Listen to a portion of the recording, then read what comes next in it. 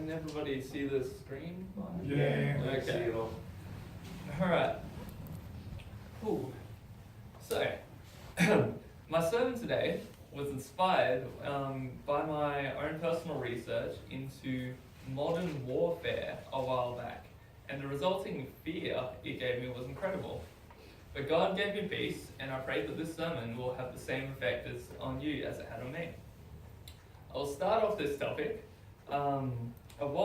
I'll start off on the topic of what man is capable of when it comes to destruction of each other and the world. Now, a classic example of this is that of Hiroshima. And everyone can see that fine? Yeah.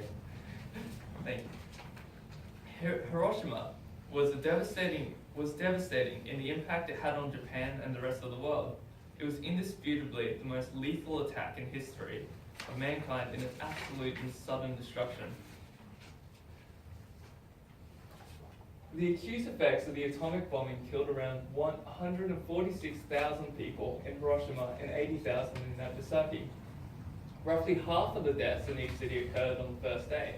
The rest died from the effect of burns and radiation sickness. Now, I pray you will forgive me for the morbid topic, but it gets better.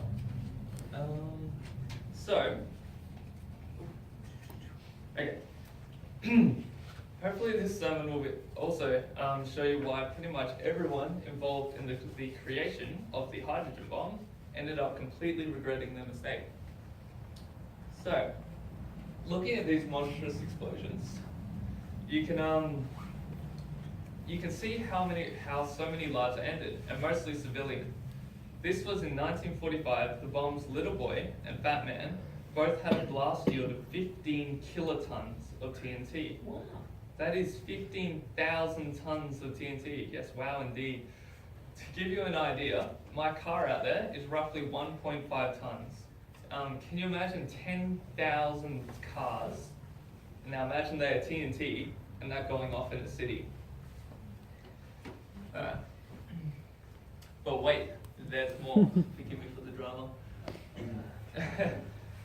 In 1954, only 9 years later, the Americans tested their first dry-fuel hydrogen bomb at Bikini Atoll with a blast yield of 15 megatons. Now remember how I said 10,000 cars? Now imagine 10 million cars. So, to give you an idea, Australia, there's about 22 million people. So that's about half of everyone's car. Like, can you imagine? Half of everyone's car in Australia, except that's all TNT. And that's the bomb they created. Up next is a comparison photo between Hiroshima and the Bravo explosion. Now, can you see? Well, I can't see it. It's actually down there. A tiny little puff of gas right next to that. Now, and you remember how much devastation that small puff of gas caused. In 9 years, America was able to create a bomb 1,000 times more powerful than the bomb that ended World War II. Yes, there's even more. What was I going to say? And it gets a whole lot worse. Next come in the Russians. Tsar Bomba. 1961, only 7 years after the test detonation of Bravo. Tsar Bomba is the most powerful nuclear weapon ever detonated. Its test was on October 30, 1961. Only 7 years after the last one. Remains to be the most powerful man-made explosion in human history. The bomb had a yield of 50 megatons of TNT.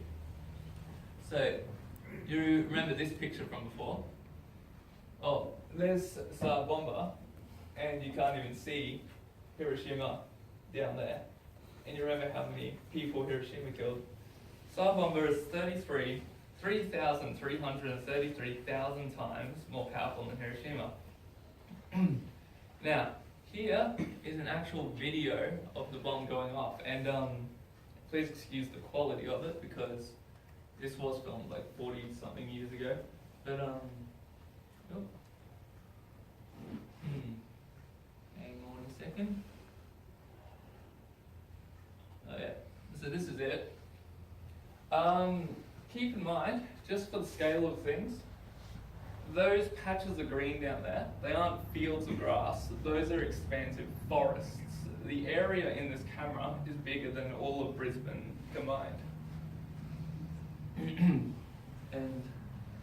what a beautiful day it was. Until so yep, you'll notice it reaches all the hemispheres and things, and a shockwave coming out now, destroying absolutely everything in its path. So all those forests and wildlife, all those thousands of things, just wiped off God's earth in an instant. How far would the radiation come out from a bomb that size, do you know? The radiation from a bomb like that would be just immeasurable. It depends on which ways the wind is going. Okay. It can either just be in a huge circle, or it can go all the way across to like even other countries. Okay. The mushroom, to give you an idea, the mushroom cloud was 56 kilometers high. That is 7 times higher than Mount Everest, the tallest mountain in the world. Tsar Bomba shattered windows up to 1,000 kilometers away. And just to give you an idea, this is Brisbane. All the stuff in the red circle would be flattened immediately. So if a bomb dropped on Brisbane right now, we're somewhere there. But yeah, we'd be gone in seconds. And all the rest would be destroyed from heat and other things, other fun things. But wait, it gets even better. The power of the bomb was halved before they were allowed to test it. Originally, the bomb was 100 megatons. And there's still more. So, Hiroshima was in 1945, Bravo was in 1954, the Tsar Bomba was 1961. Look how far they've come in 16 years. That was 45 years ago, and can you imagine what they have now? And I'll leave that to imagination, but it's quite devastating to think about what they could have invented now. And yeah, as you'll notice, I haven't gone into the devastation caused by the effects of radiation, because that is a whole completely new kettle of fish. Anyway, I hope this all had some sort of, I guess, fear impact like it did on me. To think that like, if they just dropped a bomb on us, we'd all be gone in a second. Forgive me, in a few seconds.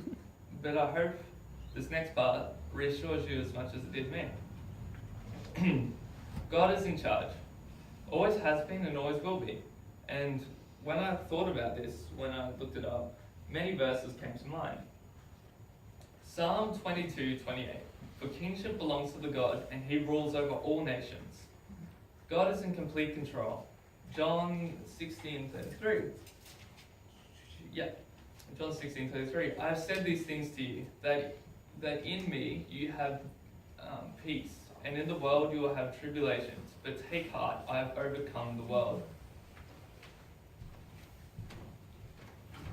Then I realized, why am I so afraid of this?